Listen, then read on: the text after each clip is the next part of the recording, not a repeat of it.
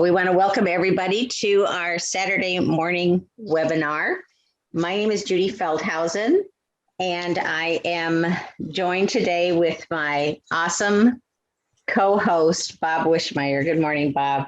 Good morning, Judy. Thanks for always saying such nice things about me. I appreciate it. It's a joyful thing to hear your name spoken in kind words. So thank you. Oh, well, I hope they're always kind. So today we are going to finalize our lessons with Simon Sinek. And it's the end of our lessons with this book, but it really is the beginning of a journey. And, I love the title of what we're going to talk about today: know why, know how, then what. And yes, that is his golden circle. But for me, it's also the place to begin. So once you know your why, you start with why. What does the rest of your life and business look like? And we're going to talk about some of those what's today and discover some of the whys and some of the hows on how to live your life with this mantra, supposedly. It's been quite a journey. Bob mentioned before we got started that this is really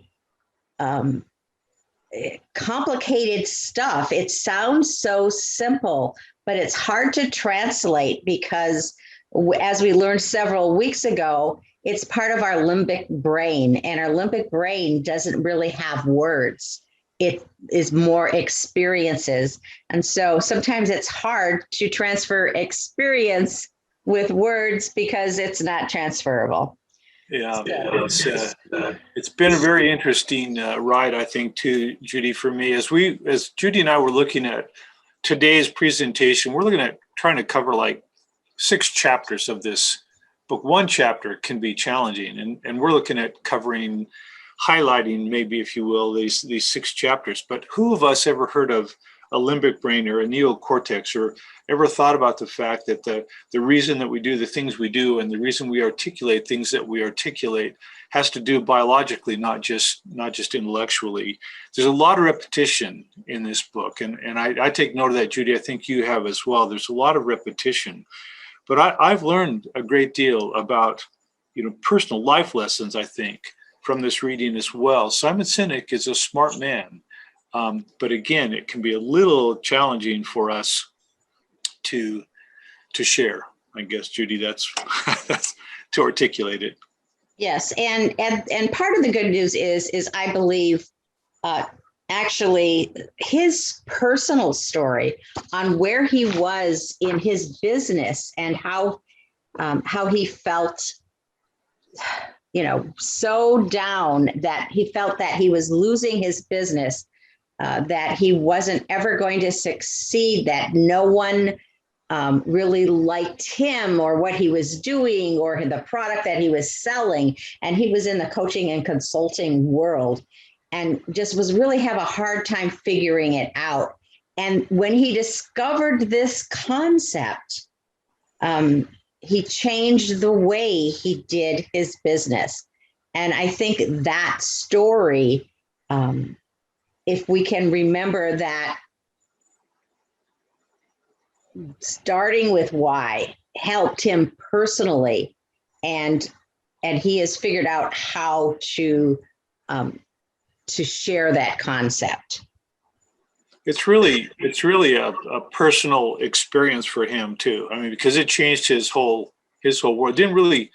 His business remained the same business, but the way he focused on his business and went forward, he started out quite successfully, and then he just hit rock bottom, and it was really just an internal thing for him. But he turned it around. And so this morning, we wanted to talk a little bit about some very specific things at first here. This whole concept of speaking clearly, listening intently. Many, many years ago, the fact it was in the summer of 1973.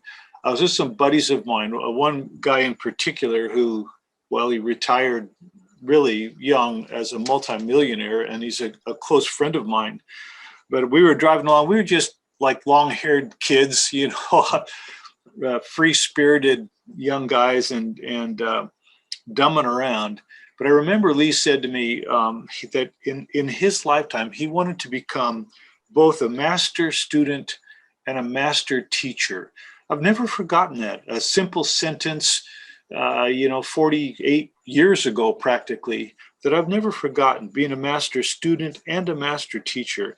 I've thought a great deal about that. And in order for that to happen, of course, you have to be able to speak clearly, but you have to be able to listen intently as well. I had an opportunity this week to look at a commercial. It's like the first Super Bowl commercial in 1984, and it was from Apple. It was that 1984 Apple commercial where it shows everybody, it's kind of like gray, and these guys are kind of marching along all in lockstep, and it's gray and it's dark and it's just ugly. And here comes a girl running.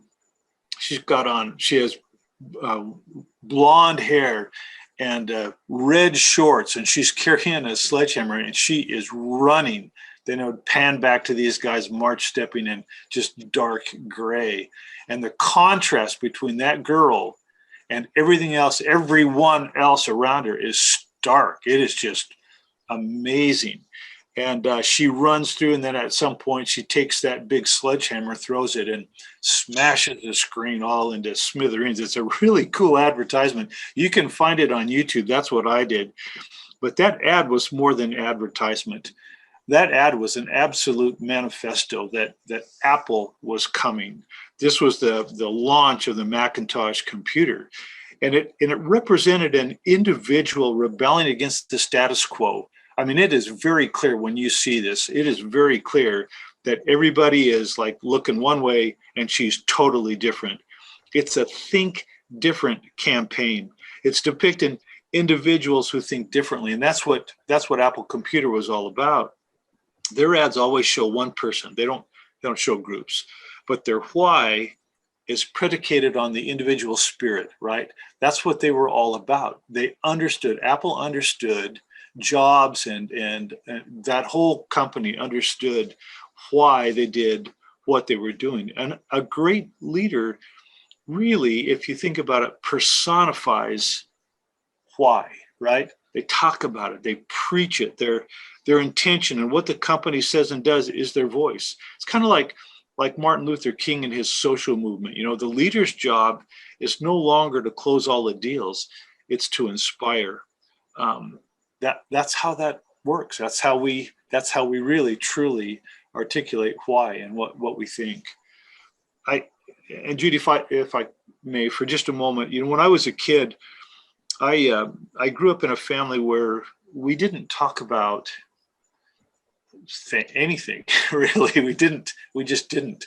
It didn't matter what you were thinking or feeling. You just kept it to yourself.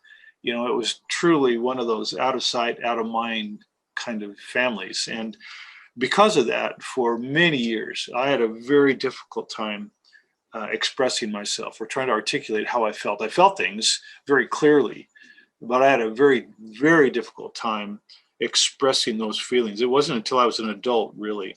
It can be challenging, you guys, to put your particular why into words. Really challenging. And that's why absent the proper language to share emotions or our purpose or our cause, our belief, or whatever. So we tell stories, right? Facts tell, but stories sell, and that's an absolute. And sometimes, in order to speak more clearly or to get our word or our message out, we use a logo or we use a symbol, right? Think about Harley Davidson for just a second. Talk about getting your why out there. Harley guys, Harley girls, they are all about America, right? American made. You'll find people, it's just amazing to me. You'll find somebody who has a Harley Davidson Harley Davidson tattoo on their arm, but believe me, they have absolutely no idea what the current stock price of Harley Davidson is. The logo embodies an entire value set, and that's their own values, right? The logo or the symbol no longer represents Harley Davidson. It's about them as individuals. And that's because Harley has clarity and discipline and consistency. It's called lifestyle marketing, right? People have integrated commercial products into the style of their lives. So that logo, that symbol, that Harley Davidson symbol means more than just a motorcycle or a company. It's how that person lives their life. It's really interesting. Think about, if you will, and I'm kind of carrying on here, Judy, but I was thinking about Ronald Reagan. We call him the great communicator. Whether you liked Reagan or not, he was a great communicator. And I don't know how many people remember Lenny Skutnik, but you remember there was that Air Florida crash. The airplane hit the Potomac River, and this guy jumped into the water and swam in that ice water out and saved a lady's life. That was Lenny Skutnik. And again, I went online to watch that YouTube video and some of those ads from that. It was an amazing thing. This man leapt into that ice cold water and saved her. Well, when Ronald Reagan had his State of the Union address, he had Lenny Skutnik sit next to Nancy Reagan on the stand while they gave his State of the Union address, because Lenny was a symbol of courage. You know, words can be pretty hollow, pretty cheap, but deeds and values are absolutely deep. They are. And so Lenny, this brave, courageous guy, this hero, really clearly was a symbol of courage, and Reagan took advantage of that. Anyway, Judy, did you have any thoughts about that? Or before, I wanted to get into a little bit about Walmart here in just a minute too. But. Yeah, absolutely, absolutely. And when we're talking about speaking clearly and listening intently, and the whole style of communication, the listening actually helps me when I am talking to a customer to know really how to rephrase what they're saying, how to figure out what they're looking for by how they're speaking. You know, if they're talking about doing things with their family, if they talk about making their business better all around their health, that gives me some idea of how I want to respond to them. You know, it's about their values. And if you can get into their value system and really tell that story of how maybe the products are going to help them with their value system, that listening is going to help sell the product a little easier, because they will understand and get the feelings of what it's going to be like if they use Proarginine Plus or E9 or any of those other products. It's about the feelings that they're going to get, not just the results that they will experience. Yeah. We have one mouth and two ears, right? That's right. Yeah, for sure.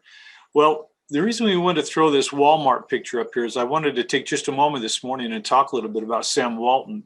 You know, Sam Walton, of course, was the founder of Walmart, but looking back when he was a kid, he wasn't very big. He was small in stature, I think 5'6", 130 pounds, something like that. But he was always really a winner. You know, he's a quarterback on the football team, went to state. Everything that he did, he just had that abundance mentality, a winner's mentality. He was always focusing on winning, but he was a really good guy. He started Walmart with just a one little store in Bentonville, Arkansas, right? And he turned that one little store there in Arkansas into an absolute colossus. $44 billion in annual sales, 40 million people shopping in the stores every week. That is just phenomenal. When you stop and think about it, it's just incredible. And other people have done similar things, but the bottom line for Sam Walton was that he believed in people. Now, this is when Walmart was under his direction. He believed that if he looked after people, they'd look after him. The more Walmart could give to their employees, customers, and the community, the more that employees, customers, and community would give back to Walmart. We're all working together. That's the secret, is what he used to say. And service was the higher cause, right? And they were very, very successful. But that why that Sam Walton had, that didn't pass down after he died. And that's when things began to split, when things began to change. The new leadership that took over Walmart after Sam Walton was gone, they forgot why, to serve others. They focused on how it did business, and that was to offer lower prices. Walton used to say something, I think it's really interesting. He said, a computer can tell you down to the dime what you've sold, but it can never tell you how much you could have sold, because how much you could have sold would be predicated upon the people who are working for you. Walmart doesn't follow Sam Walton's why anymore, and it shows. They still make lots of money, but the personal side of his success is gone. And I think, success in life, success and achievement are important, but they're not the same thing. Achievement is something that you reach or attain, like a goal, right? You get there. It's something tangible. You can clearly define, it's measurable. But success, in contrast, is a feeling, or it's a state of being. Success comes when you are clear in your pursuit of why you want it.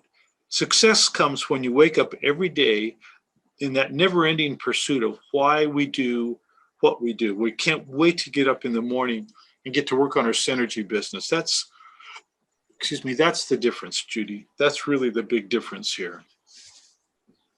It is. And if you look at a lot of businesses, when that leader that had his why so ingrained in the company, when he leaves, when he steps down, there is a lot of change in the company, and so many companies lose that why, and losing that why shatters a lot of things, and the focus and the feeling that you get with that company even changes. Just, we talked about Walmart, there's Starbucks too.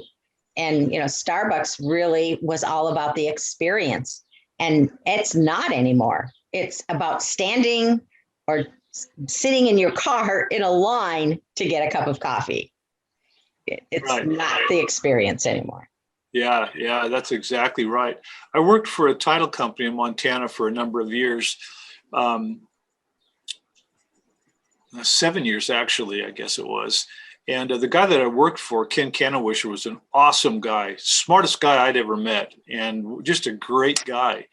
And he runs a really, really successful title insurance company. He does great. I mean, he's probably the best closing agent in the world.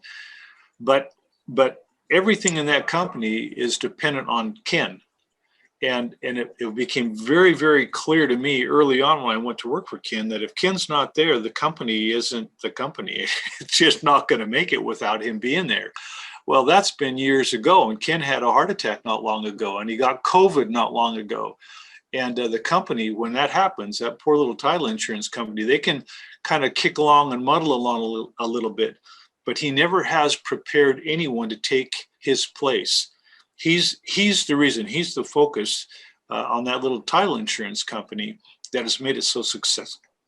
So successful, and just heartbreaking to see that. It's poor leadership, quite frankly, when you don't teach those who are going to be taking over why you're doing the things that you're doing, how you're doing the things that you're doing. It's it can be the end of a company, Judy. Absolutely. That's so true. And really, so what gets measured gets done. And I think you wanted to share the story of Christina Harrington, and just it's just such an interesting story about what she did in the credit repair industry. Yeah. And collections. Yeah. Bridgeport Financial, right? Yes. You want to talk about that a little bit? I'd be happy to. So Christina actually worked in a collection agency, and she really liked the people that she worked with. And that's happened so often with us. You really like the people you work with, and you hate to leave a job because of that community in there.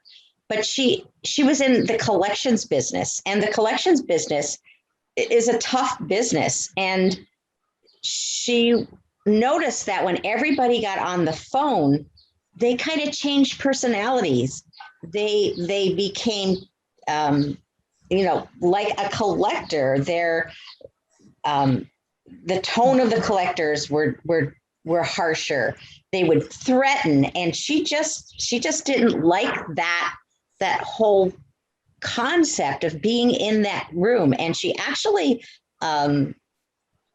left the company because she didn't believe that behavior that was going on was really helped her with her why. So she felt that what she was doing was completely out of balance with her why. So she, in 1993, she actually moved and started her own collection agency. And she had a whole different approach. She really decided to get the people on the other end of the phone as friends, as people that she wanted to hear their story, hear why they weren't paying their bills, how they could pay their bills, how they could help them. What was changing the culture of the collections business. And it really made a difference. It really made a difference in her business. And they collected over 300% more than the industry average in her agency. And it's that whole concept. Oh, I'm sorry, Joe. I was just going to say, it's that whole concept of you catch more flies with honey than you do vinegar. And she got that. That was her why, wasn't it? It absolutely was.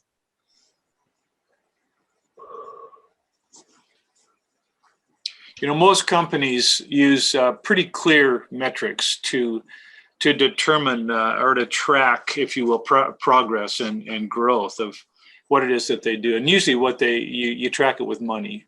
But it's really difficult. There really are poor measurements to ensure that your why in your company stays clear. That can be a much more difficult thing entirely. I had a buddy of mine, Seth Tollefson, who had a concrete business. He was really good at what he did. And he would get a bid, and he'd sit down with the guys that worked for him. And he was a big, tough guy. And he'd talk to the guys and go, hey, we've got this job coming up, and here's the deal. We've got, 10 days to get this job done. But if we can get this job done in 8 days, we're going to make more money because we only have to work 8 days instead of 10. I'm giving you all a big old bonus. Let's see what we can do. And his crews were famous for being totally focused, totally hardworking.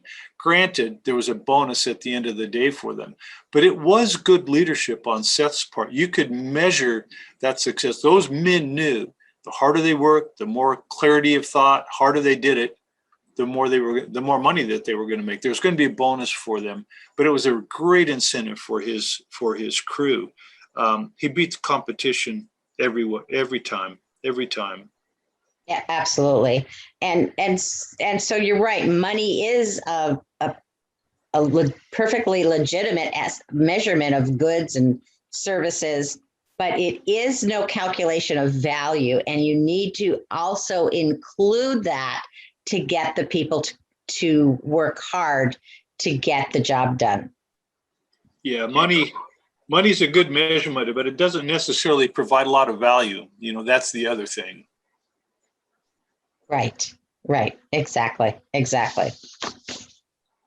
And So this is an interesting slide. This part I actually read a few times, Bob. I don't know about you, but your why comes from looking back. And, you know, I've been doing that for actually many years. I have a personal mantra that I use, I've shared before, and it's learn from the past and leave it, live in the present and love it, and plan for the future and embrace it. So we do have to look back. We have to look back at what our why is and make sure that we're living in that. But we also have to look back to create the momentum. Simon talked about a story about using an arrow, and an arrow is just a stick with some feathers on it. You know, it doesn't, it's got a point, but it doesn't really, just sitting there, it doesn't do much, but it gets its momentum from drawing back the bow and then letting go. So looking back into our past really can make a difference. We can find our why in the past. You know, I've got a girlfriend that was always looking at her past, but instead of learning from it, she continued to relive it. There's no education in that. There's only pain and heartache. If it's a sad story, it's going to continue to be a sad story. But if we can take that pain and suffering from our past and create a purpose from it, create a lesson from it, it's really going to make a difference to look back and look at what the wins were that were survived during the past, what experiences were learned during the past, and how to discover what that overall lesson is and what your why is really going to propel you to a much stronger future, just as we talked about Simon Sinek propelling him into a stronger future. I mean, Simon is speaking, I think the last I heard, he gave about 150 speeches last year during COVID. That's amazing. And he is being sought out after, but he really looked at his why. In my coaching practice, that is where we start, because we can't move ahead until we look back and discover what is most important to us and what is going to propel us forward and help us get up every day to do the what and the how that we need to do so that we can embrace our why, live our why, and help other with their vision. Yeah, Judy, that's very well spoken. Is this one of your photographs, Judy? It is not. It looks like it could be. I have one similar to that, and I did not use it because I couldn't find it, so I used this one. So use this one, yeah. Well, I really appreciated what you were saying about Simon Sinek and this whole idea from where he went when he started his company, but what happened after he really realized that what needed to motivate him was why he was doing what he was doing. If you read through his book, come to the very end of the book and look at the acknowledgments, there are pages and pages of his acknowledging individual people in his life, in his story. And it is incredible how many people influenced his world and his business world. And once he became aware of why he was doing what he was doing, really embraced that, it just goes on and on and on. And there's some pretty remarkable folks in that acknowledgement. I think that for all of us, having the ability or the capacity to look at where we've been and say to ourselves, okay, yeah, this was hard, but what have I learned from this? When when our son died a couple of years ago, we were talking to he had a girlfriend, Kiki, who's from Brazil. She was, Kiki was Leanne Rimes' personal assistant. I don't know how many of you know Leanne Rimes, the singer, but Gabe spent a lot of time with them and they were all close friends. And Kiki said to me, Bob, she said, what can we learn from this? We were all just dying of sorrow. You know, it was a terrible time. And Kiki says, what is our takeaway here? What are we learning from Gabe's death? Where can we go with this? And it opens some conversation. You know, we don't know why he died, but what have we learned from it? And it was a really important moment in time for me. I've not forgotten it, as we kicked around things that we've learned from that experience. But we look back, and then we look forward again, right? And that purpose that we have in life comes from looking back, and not just looking back, but looking back, pondering and learning from those experiences, Judy. That's so true. And so true. So when we know our why, what do we do with it? Well, Simon says it's about inspiring people to do the things that inspire them, not the things that inspire you, right? But the things that inspire them, because that is what is going to motivate them. That is what is going to give them the feeling of purpose and of value in their lives. And so look toward what is going to inspire them. And you can do that through this whole communication thing, speaking, listening, but also observing. And it's been hard to observe a lot of people in the past year because of COVID. So we haven't been with one another personally, but it's amazing what you can see on Zoom. I was on a webinar this week, and I noticed what people how they were acting when they were not speaking. And it was telling. Believe me, it was very telling about how they were being and what they were doing. And it actually helped me with my communication with them when, you know, we were able to speak together. So, you know, inspiration starts from within for all of us. Yeah, this is what it's all about. You know, once you have internalized whatever it is that this business that you're doing, Synergy Worldwide is a perfect example of that. I was inspired with the people that I met with Synergy, but most importantly with the products. It inspired me, and my why, the reason I wanted to get up and do my Synergy business was predicated on sharing what I had learned about cardiovascular health. That was hugely significant to me. It was then, and it still is today, you know, 10 plus years later. It's still why I'm involved with Synergy Worldwide. We market products that change and save lives, quite frankly. That's important to me. There's a nobleness to that particular cause. And that's where Synergy's why and my why really came together. People inspired to do the things that inspire them, and I was inspired to share Synergy, and I have been ever since. I'm a huge proponent of network marketing, but that was never my focus or my goal. It was never I want to make $1 million. That was never my focus. But helping people with their health, making a little bit of money on the side, doing it, you know, being able to pay for my own product, making a little bit of money, that's great. I wanted to do that, but mostly I wanted to help people with their health. So for me, that was it, Judy. Yeah, and that's great inspiration.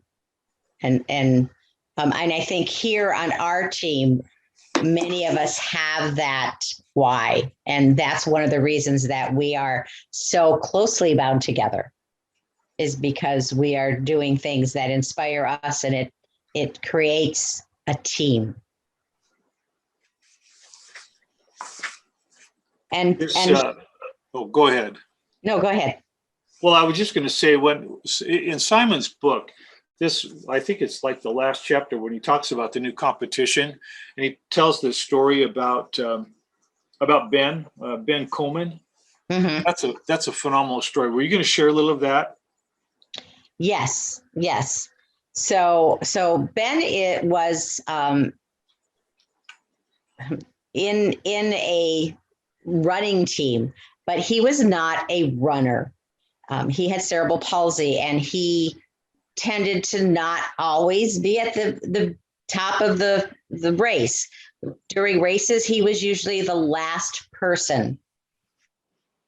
And the race would start and he would see the leaders. He would usually started at the end, and pretty soon he couldn't even see the people ahead of him because he was all alone. And he fell down a lot. He hurt himself.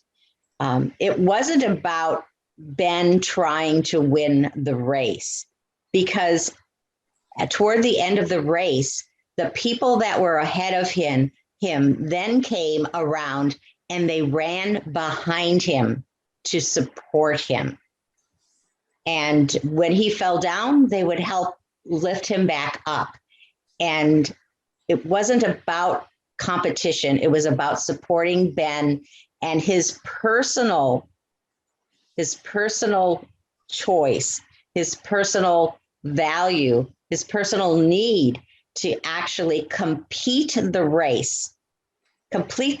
And his competition was not around the other people in the race. It was against his own self. And I really believe that as we see the new competition, that's really what it's all about. I put here, there are two I's in winning. There is no I in team, but there are two I's in winning. I recently was able to introduce Dan Clark on a webinar, and I don't know if any of you know of Dan Clark. Look him up. He wrote a book on significance. He was a football player. He was paralyzed for 14 months. He's a Grammy-winning artist.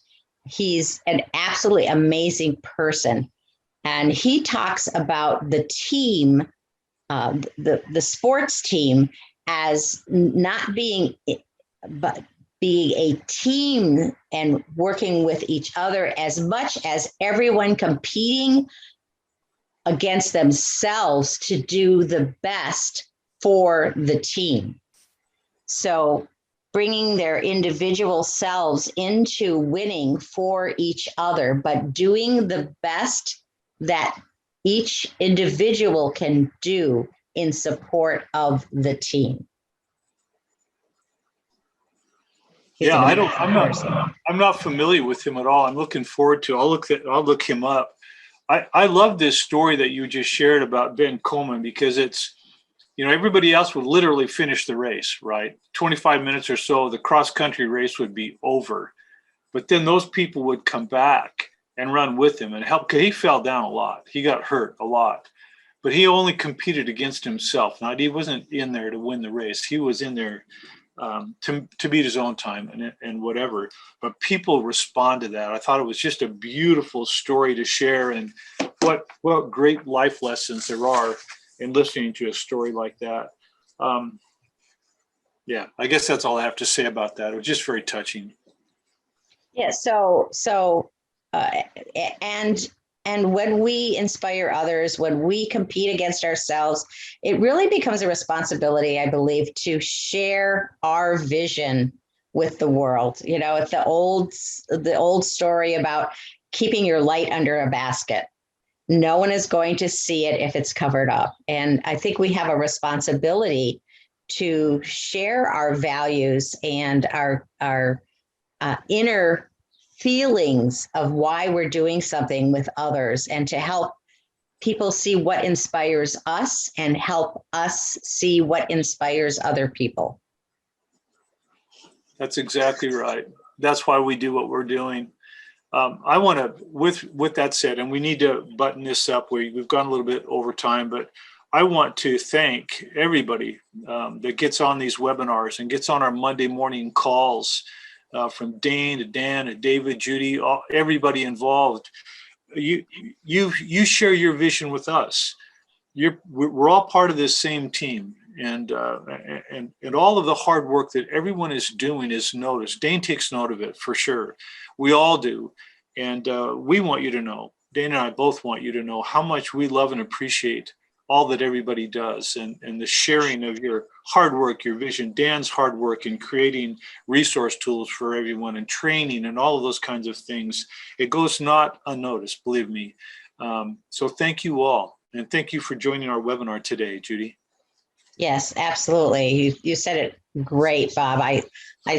We so appreciate each other and what we are all doing individually to create a wonderful team.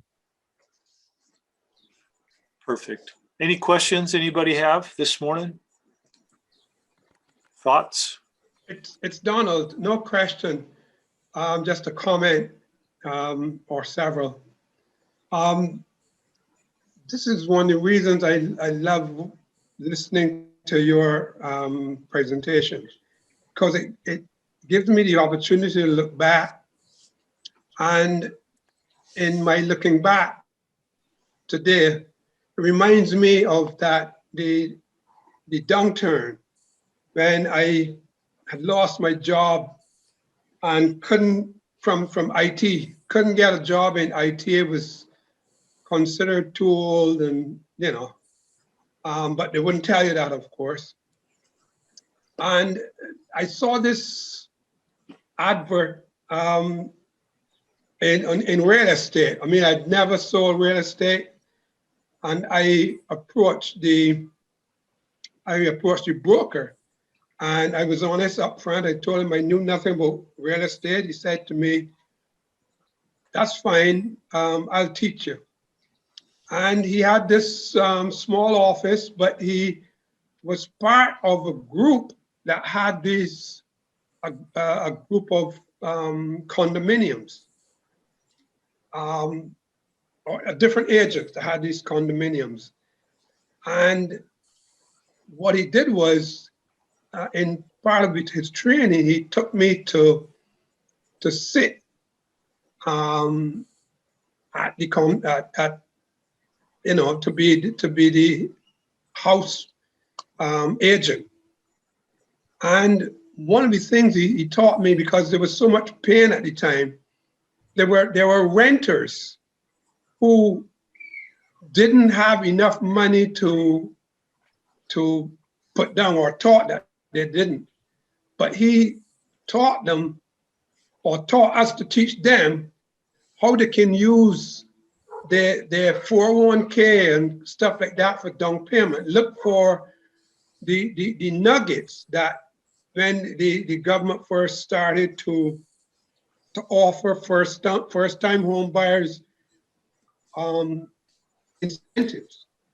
And one of the things that we did was we started to monopolize the market, so to speak, over all the other real estate agencies. And they ended up giving him the exclusive when the year was up. And it naturally opened a lot of sales for us. But it was the first time I worked without getting a weekly or monthly salary. And it's one of the things that has taught me in Synergy, not getting a salary, not working for money, just working to help people. So thank you guys for allowing me the pleasure of looking back today. Thank you. Oh, you're welcome. Thank you for the things that you share with us, Donald. It's always appreciated. You're always right on point, and we love and appreciate you very much. Thank you. I thank you all.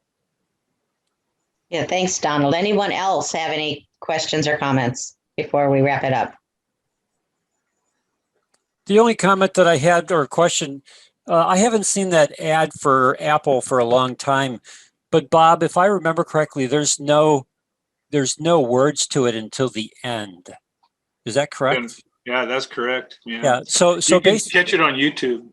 So basically, it comes back to this whole aspect. They were telling a visual story, and rather than Apple showing their Macintosh future computer, they just shared a story, through pictures, and then they had words at the end that help to emphasize what they're trying to do. We're different than the rest of them out. And if you're looking for something different, if you're looking to be your own person, we're the company for you.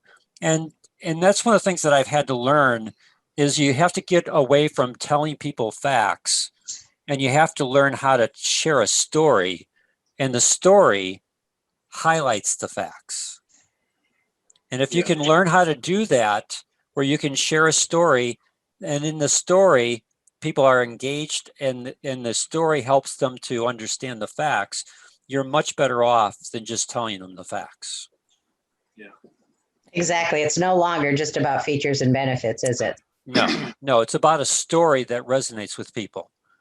And it gets to that part of the brain that you talk about that is emotion driven. And there's nothing wrong with harnessing that, as long as you're harnessing in a way that's going to be beneficial for the individual that you're talking to. That's right. That's exactly right.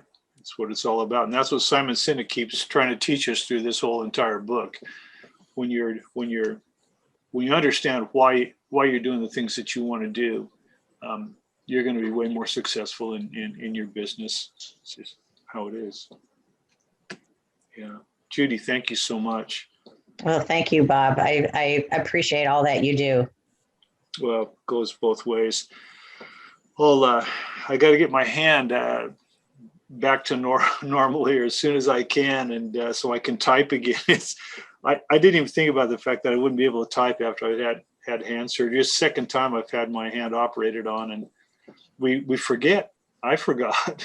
Yeah. And when I broke my arm, it was a lesson on how to use the dictation on the computer.